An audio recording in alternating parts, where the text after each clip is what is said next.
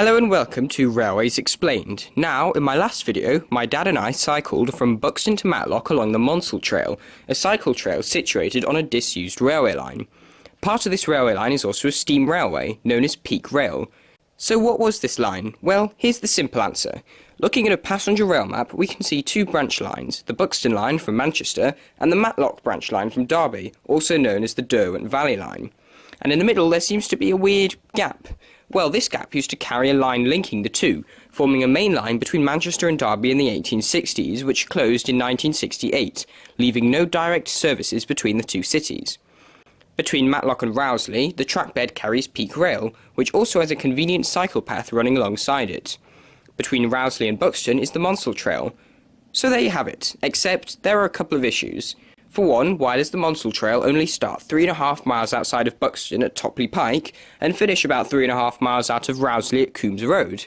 And if the Buxton line once continued all the way to Derby, why is Buxton clearly a terminus station? The answer to that is that today's Buxton line wasn't really part of the original Manchester-Derby route, as they were built by two competing railway companies, the London and North Western Railway and the Midland Railway. The London North Western Railway got there first with their branch from Manchester to Buxton. Immediately after, along came the Midland Railway with their line from Derby and Matlock, which terminated at their own Buxton station right next door. The two stations were almost identical, both designed by architects J. Smith and Joseph Paxton, though sadly no trace of the Midland station exists today. A small chord between the two lines allowed for through services. However, the Midland Railway, keen to bypass the LNWR, built a branch linking their Buxton to Matlock line with the Hope Valley line, today's principal Manchester to Sheffield route, with stations at Chapel-on-Frith Central and Peak Forest. This little bit of line, which we'll call the Buxton Loop, ended in two delta junctions, one between Chinley and Edale to the north, and one between Buxton and Millersdale to the south. So picture this, you get off your train at today's Buxton station, the original LNWR station, and look over the town. What's that viaduct over there? During the main video, I incorrectly attributed this viaduct to be part of the Buxton to Matlock line, but it's actually part of an entirely separate line known as the Ashbourne line. This line ran from Buxton down to Uttoxeter, complicating the series of junctions around Buxton even further. Looking at the passenger rail map, no trace of the Buxton Loop or the Ashbourne line remains today. But if you look on Google Earth, suddenly it gets interesting. One of these lines over here.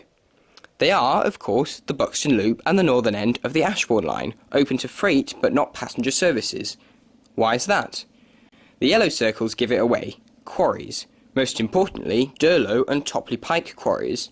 The section of track between Buxton and Topley Pike, therefore, is still operational, and that's why the Monsal Trail doesn't start until Topley Pike. Speaking of which, here is the Monsal Trail, running from Topley Pike through Millersdale, Monsalsdale, Great Longston, Hassop and Bakewell, before ending here at Coombs Road. Why doesn't it go all the way to Rowsley? Because of tunnels. Along the trail are a series of tunnels and tunnel series. From west to east, these are Cheetor, Lytton, Cressbrook and Headstone.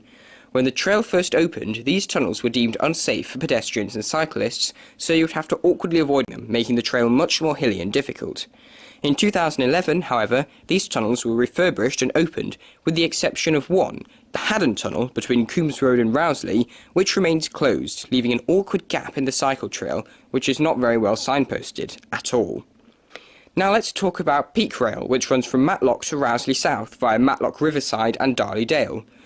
Note that Matlock and Darley Dale are the only original stations along the route. Matlock Riverside and Rowsley South were both built specifically for Peak Rail, with the original Rowsley station just beyond. The Peak Rail Society originally started in Buxton's Midland station, with plans to reopen the Buxton to Millersdale line, though this failed, so they moved to Darley Dale and Rowsley instead. The second part of the cycle trail, which we'll call the Peak Rail Trail, starts from the original Rowsley station and runs to Matlock, mainly alongside Peak Rail. At Matlock, Peak Rail ends and the Derwent Valley line, part of the National Rail Network, begins. The tracks do link up, opening up the possibility of running direct through services. This is not unheard of.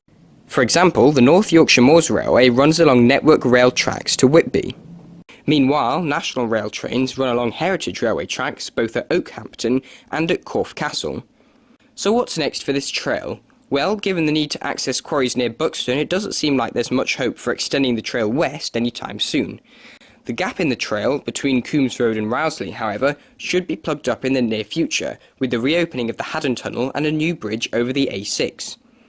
Peak Rail, meanwhile, will hopefully be extended onto the original Rowsley station, at which point Rowsley South will most likely close, and possibly all the way to Bakewell.